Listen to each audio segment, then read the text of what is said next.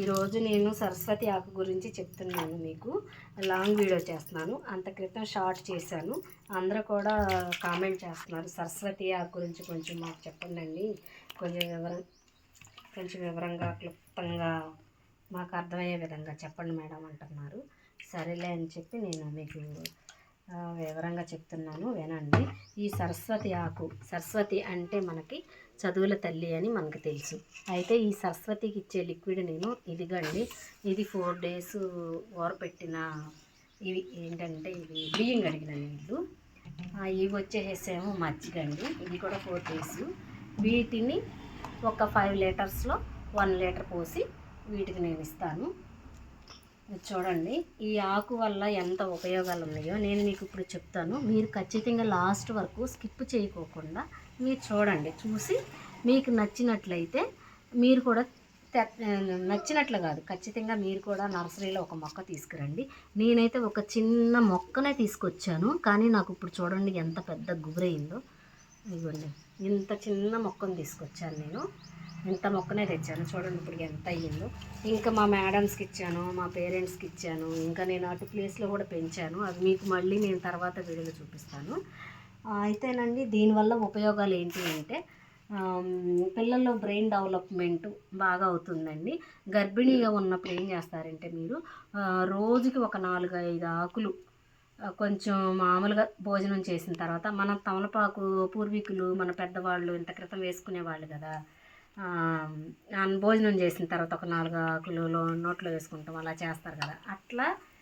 అలా వేసుకోండి. లేదు అంటే మీరు ఏం చేస్తారు అంటే ఈ ఆకులన్నీ కోసేసి చక్కగా ఎండబెట్టేసి శుభ్రమైన వాటర్తో కడిగి పలచటి గుడ్లో ఎండబెట్టి వాటిని చక్కగా పొడి చేసేసి రోజుకి ఒక 1/2 స్పూను పాలు, ఒక 1/2 లీటర్ పాలలో వేసుకుని మీరు తాగినట్లయితే మీకు పెద్ద వయసు వాళ్ళైతే జ్ఞాపక శక్తి ఉండదు కదా, వాళ్ళకి జ్ఞాపక శక్తి వస్తుంది.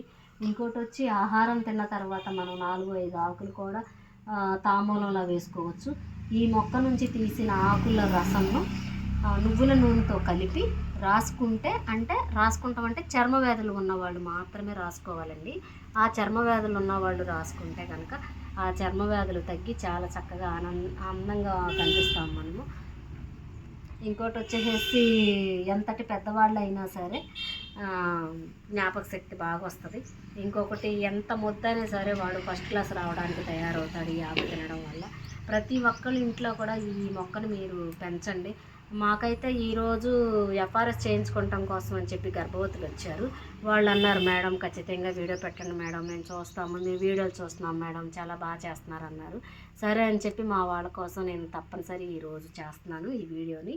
మీరు కూడా మరి చూడండి, చూసి ప్రతి ఒక్కరు కూడా నర్సరీలో తీసుకొచ్చుకుని ఈ మొక్కను పెంచండి. నాకైతే చాలా బాగుంది, అందరికీ చెప్పాను, చాలామంది కూడా మొక్కలు తెచ్చుకున్నారు.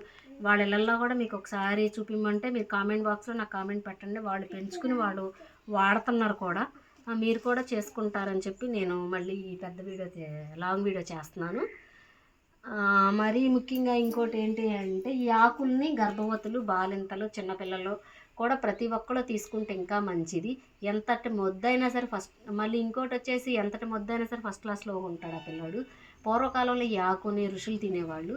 ఇప్పుడు ఈ ఆకుని చాలా వరకు కూడా వాడుతున్నారు. అది మాలాంటి వాళ్ళు చెప్పటం వల్ల చాలా వరకు వాడుతున్నారు. మేము మదర్స్ మీటింగ్ అట్లా పెడతా ఉంటాం కదండి, ఆ మీటింగ్కి వచ్చినప్పుడు మేము చెప్తూ ఉంటాము. చెప్పినప్పుడు మాత్రం ఖచ్చితంగా దీన్ని మొక్క తీసుకొచ్చి నర్సరీలో పెడుతున్నారు. నర్సరీ నుంచి తీసుకొచ్చి నాకు కూడా చూపిస్తున్నారు, ఇదిగోండి మేడం మేము తీసుకొచ్చాము, పెట్టాము, కానీ మీ అంత వేపుగా మాకు రాలేదు అన్నారు. దానికి కూడా నేను చెప్పాను సొల్యూషను. ఇదిగమ్మ మీరు ఏ లిక్విడ్ ఇస్తున్నారో ఎలా ఇస్తున్నారో నాకైతే తెలియదు.